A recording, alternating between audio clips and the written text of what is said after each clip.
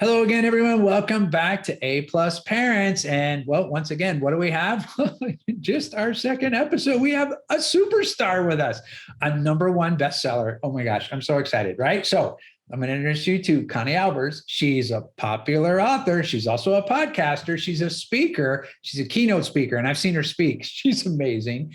And she equips parents through her speaking and her various leadership roles, like really equips them for what it's like to live in this world of homeschooling, not only as a homeschool mom, but somebody that can, how do you get to still be a woman? How do you still get to be, if you're dads and you're listening, how do you still get to be a man and be in this world and still deliver on what there is to deliver on as a homeschool parent? So she has a number one ranked Amazon book, and it's called Parenting Beyond the Rules. And it outlines positive approaches to parenting today's teenagers. So if you've got teenagers, this is especially for you. She's also a TV star. How is she a TV star? Well, she's in the Florida area, and she appears on Fox 35 in Orlando. And she is the parenting and education topic person that when they need the guru, they call in Connie, and then she comes. So her broadcast is actually what's been popular for her is to focus on family. It was in the best of 2020 in their series on Fox 35, which is really cool. And she also has been on other medias, which include 100 Huntley Street, which is a columnist for Homeschooling Today, Today magazine, and Focus on the Family Contributor. To say that she's a respected leader in the homeschool industry, that's a very small way of saying who Connie is. And so just so excited to have her here. She's been married to her husband, Tom, for 37 years. She's got 5 adult children, but she's homeschooled all of them. So we're going to hear her story. We're going to hear her journey. You can find her and find out more about her at conniealbers.com. And we're going to give you all her media links, and they'll all be linked up here on the podcast as well. So you'll be able to see all those. But first of all, Connie, welcome. I'm so excited that you're here. Woo, it's great to be with you. Thank you for that awesome introduction. That was so kind of you. Absolutely. It's great. All right. So we got a little bit about kind of my version of who you are. How do you tell people who you are and what you're up to in the world today? Wow. I'm a mom of 5, homeschooled all of them. I do talk about, how I am passionate about equipping families to build relationships because, our kids grow up, you turn the tassel, then what? I want families to enjoy a rich relationship. I want those kids to call, hey, mom, what are you doing? You want to have dinner? Without mom going, hey, you haven't called me in a month. What are you doing? I want more for that. And I love painting a picture of possibilities for families, whether they are in the earlier years of developmental with elementary kids, or they're in that murky, mysterious, marvelous middle school years, or they're hitting the teen years where our kids are trying to become that adult who will one day step out of our house and into college or the marketplace or just take their place in society. So it has been fun, a journey that I've been on, and the list of opportunities that I've been able to have as a homeschool mom. Parents sometimes think, Dennis, oh, you're just a homeschool mom. No, that's there's so much more to us than just a homeschool parent, although that takes time and effort and energy. I just don't like putting people in a box and slapping a label on them. It's just, we have a lot to offer. I believe women and men have a lot to offer beyond the homeschool role or calling that they have. That's awesome. So when did you first start homeschooling? Like, how did it start? What happened? How did you decide you wanted to get on that journey? Yeah, I didn't want to, actually. I was probably like one of those others that, you've heard a lot of women say, I was a reluctant homeschooler. It was just time. It was time to start considering what we were going to do with our son. And my husband said, hey, would you consider homeschooling? And Dennis, I'm like, no, why would I do that? Who in their right mind would want to take on the education of their child? Right. And he said, well, I would really like for you to consider it. I said, okay, fine. So I did. I said, all right, here's the deal. Having been in corporate America, I kind of had this little contract, Dennis. I said, here's the deal. I will do it. And if it stops working, I want out. Like no ifs, ands, or buts. I don't want you second guessing me. Just say, okay, dear. And he said, deal. And it worked. And then the next year, and after 21 years, we turned the tassel of the last child. We have 5. And it was an amazing ride. Wow. That really is amazing. And they still call you, which is great, right? I mean, we get together with somebody literally every day. Seriously. Wow. We go to dinner once a week at one of my son's favorite restaurants. Somebody's always popping in all the time. It's a beautiful thing. It's a great picture for families to shoot at and to aim for when they're in the middle of turbulent times or math meltdowns, or, I don't want to write this paragraph. It's just nice to kind of have an idea of, where are we going? What are we aiming for? And I like giving people a picture of what that can look like. Wow, that is so great. All right. So you mentioned that you came from corporate America, right? Yeah. What was the transition like for you? Something I'll share with you. I was talking with someone else. We did a recording before, and she was saying that life changed for her when 9/11 happened. And that's when she became homeschool mom. She didn't want to go back she decided not to go back to work. And she took on homeschooling. And you look today, and in the world today that we live in, and we're dealing with a pandemic, and and people are discovering what it's like to work from home, and they're discovering homeschooling.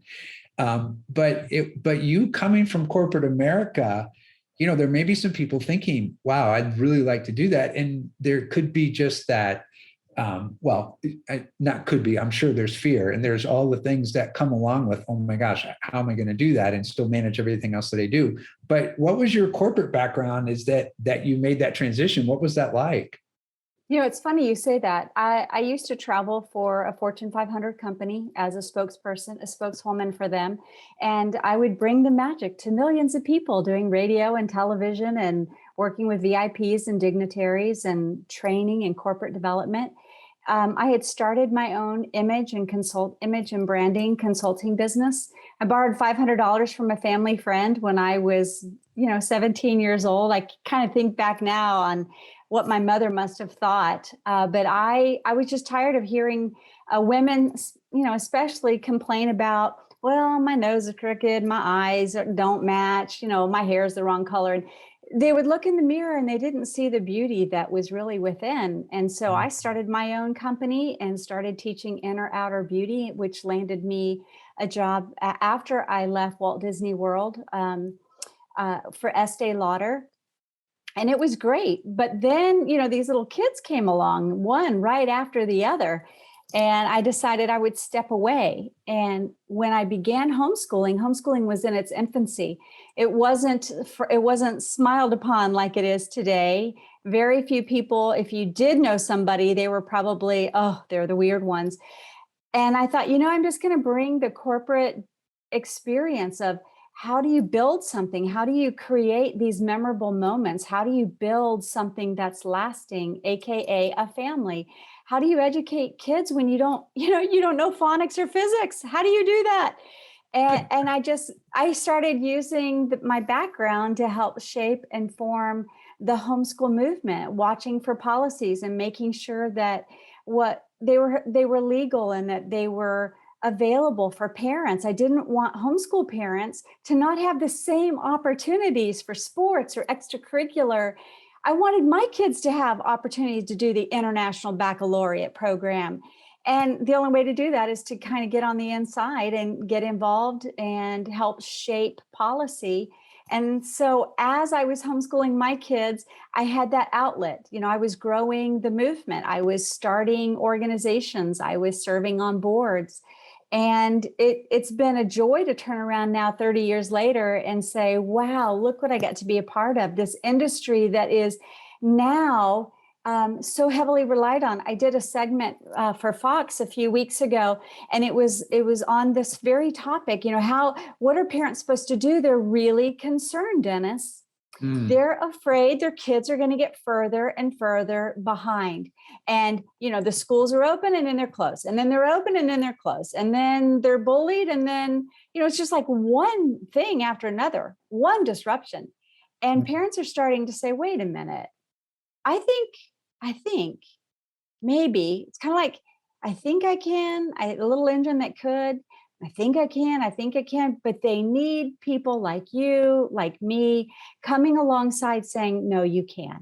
You can. And where you feel like you don't have what it takes, like I did not know physics. See, you're super smart. You know all that. I didn't know physics, but I had a future engineer in my family. So by golly, I had to figure something out, because this kid was going to engineer. I mean, he was going to college for engineering. So he needed calculus. He needed all the stuff I didn't know.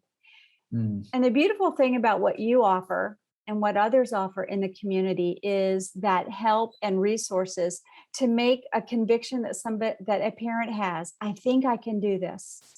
You come along, others come along, and they infuse this thing called hope and help. And it makes these parents go, I can do this. All we have to do is, call Mr. D, and he's going to take care of all these math problems that we're having. And that's the beautiful thing that I'm seeing happening. It is exploding. It's just, the growth is beyond anything I've ever seen. And it's not just, in my state of Florida, it's, where you are, because I know you travel around and you live in different places, but Dennis, it's just across the country. Parents are feeling empowered. There's so many wonderful resources available. There's people that have been there, done it. They have, they've taken, that jungle of uncharted territory, and they've kind of cut a path through, and then others have come along and they've paved a way, and it makes it a lot more accessible and easy for parents to say, all right, we're just going to take it one year at a time, just 1 year at a time. And then we're going to reevaluate, and then one year at a time. And before you know it, you're like, hey, this is pretty cool. We can go on vacation when school and do all the weekend trips. We can do this hands-on learning. We get to have experiential learning, unlike our peers, our counterparts in a public school system, where you are required to answer to their mandate, learn what they say in the time frame that you say. Homeschooling gives you freedom, and that's what I love being able to help parents understand. Oh, that is so long-winded answer. Sorry about that. No, it's perfect. Well, because there's so many things that you pointed to, and just that, well, one, you got to continue your own expression of who you were in the corporate world by forging and bringing forth something like you were out to bring something new to empower women into who they were and discover their own beauty. And now you can look back now and see what you created in the homeschool industry, right? And what's funny is I started as a classroom teacher, back in the 80s, right? I'm old school. And when I came into the homeschool world, and one of the things that I always wanted to do was I wanted to develop curriculum, right? But I couldn't in the public schools. That wasn't going to happen. And in the homeschool market, it allowed me to find my own self-expression and find my own way to create something. And it turned out kids loved it, which was really, really great. So, that's everybody loves Mr. D. Well, it's you show up at all these conferences, Mr. D. It's been so fun. But that's the work that you did allowed me to be able to do that and find my own space in this amazing world.